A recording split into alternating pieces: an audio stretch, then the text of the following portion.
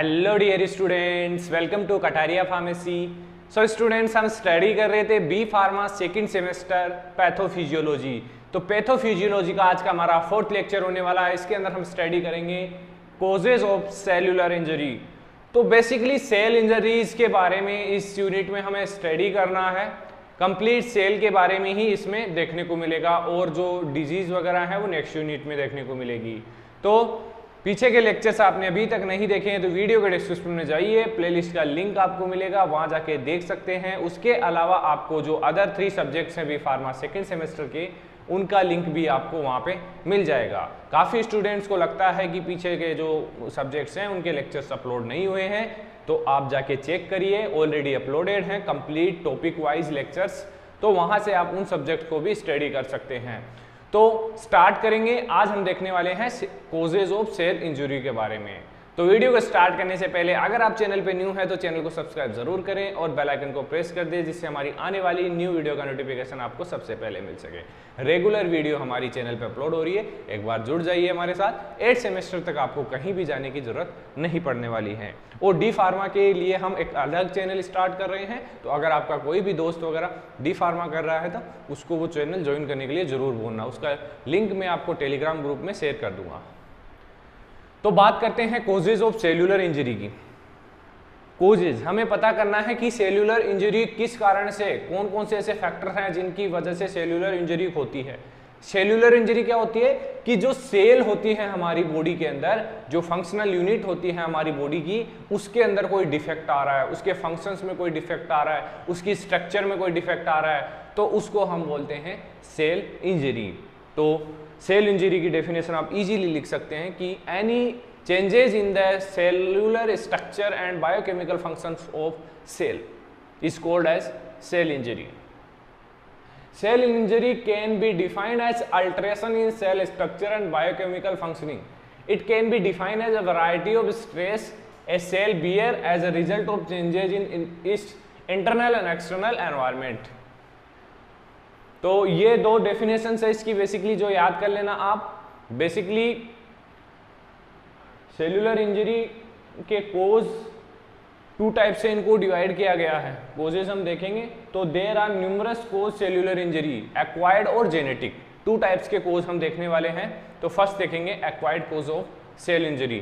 तो इसमें फर्स्ट है, कोई भी फैक्टर हो सकता है, डिजीज हो सकती है, केमिकल हो सकता है, फिजिकल फैक्टर हो सकता है कि जो सेल्यूलर इंजरी कोज करे।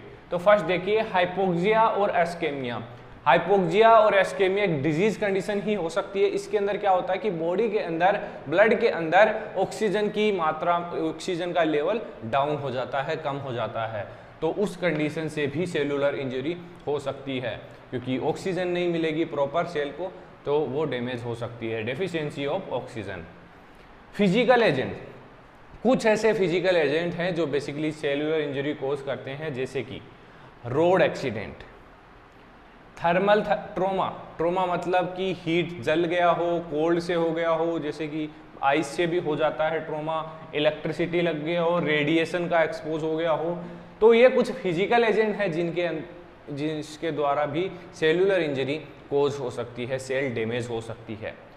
केमिकल एंड ड्रग, कुछ ऐसे केमिकल्स जो हमारी बॉडी को डैमेज कर सकते हैं, सेल्स को डैमेज कर सकते हैं, जैसे कि केमिकल पॉइजन्स, जैसे साइनाइड है, आर्सेनिक है, मरकरी है।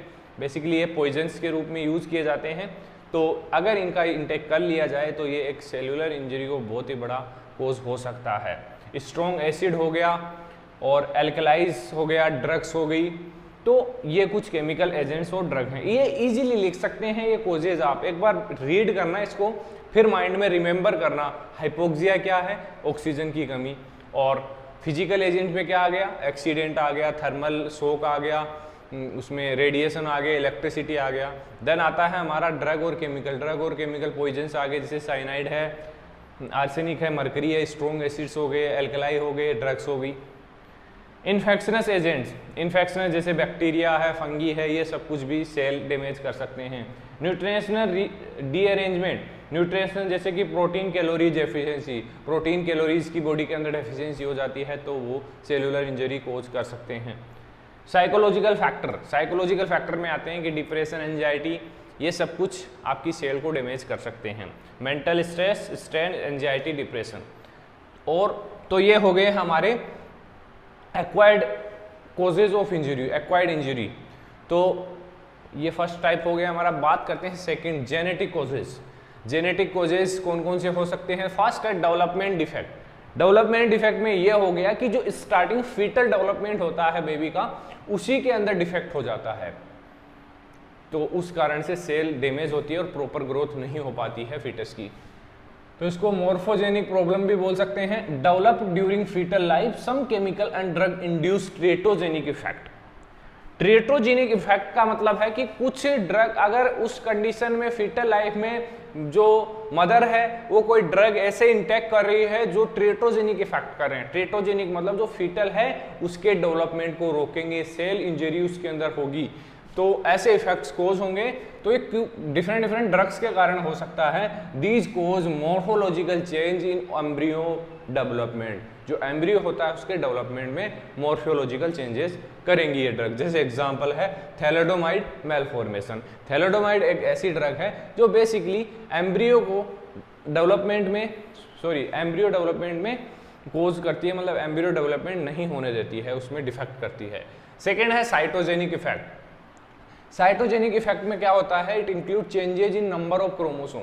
जो क्रोमोसोम है, क्रोमोसोम में चेंज हो जाएगा। जैसे 46 है हमारे, 23 पेयर हैं, वो चेंज हो जाएंगे, तो उसको हम बोलते हैं साइटोजेनिक इफेक्ट। ये भी सेलुलर इंजरी को कोज करेगा, एक जेनेटिक इफेक्ट है। Single gene defect. Single gene defect it mean the mutation in single gene. Mutation हो गया, डीएनए चेंज हो गया, तो उसको भी बोलते हैं सिंगल जीन इफेक्ट। ये भी कोज करेगा cellular injury. Strong disease. Strong disease जैसे कि ग्लूकोज 6 डिहाइड्रोजनेज की डेफिशिएंसी अगर होती है तो ये हीमोलाइटिक डिजीज कोज करेगा, जिससे भी क्या होगा? Causes of cell injury. Disorder with multifactorial inheritance. ऐसे कोई डिसऑर्डर जैसे कि occur due to both genetic as well as environmental factor, जैसे colour of hair, eyes, height, ये सब कुछ मैटर करेगा। तो ये कुछ कोजेस थे, जेनेटिक कोज हो गए, एक्वायर्ड कोज हो गए। तो ये जो टॉपिक था हमारा बहुत ही छोटा सा topic, causes of cell injury, ज़्यादा इंपॉर्टेंट नहीं है, लेकिन कितना भी इंपॉर्टेंट हो सिलेबस सारा कवर करना है हमें, क्योंकि क्वेश्चन कहीं से भी आ सकता है। अगर बाय द वे ये क्वेश्चन आ गया तो अगर आपने एक बार भी इसको देखा है, ये लेक्चर भी आपने अटेंड किया है, तो इस क्वेश्चन को आप बेझिझक लिख दोगे। अगर आपने देखा ही नहीं, स्किप कर दिया है कि ये इंपॉर्टेंट नहीं है, तो आपको दिक्कत आने वाली है। इसलिए सारा सिलेबस कवर करना है, ज़्यादा स्टडी नहीं करना यार। बी फार्मा में इतना सिलेबस है ही नहीं। 6 मंथ में अगर आप डेली के 2 आवर्स भी स्टडी करते हैं तो आप इजीली अच्छे मार्क्स आपको आ जाएंगे। री वगैरह आने के कोई चांसेस ही नहीं बनते हैं। तो बस आप बने रहिए हमारे साथ, कोशिश करेंगे कि अच्छा रिजल्ट आपका रहे।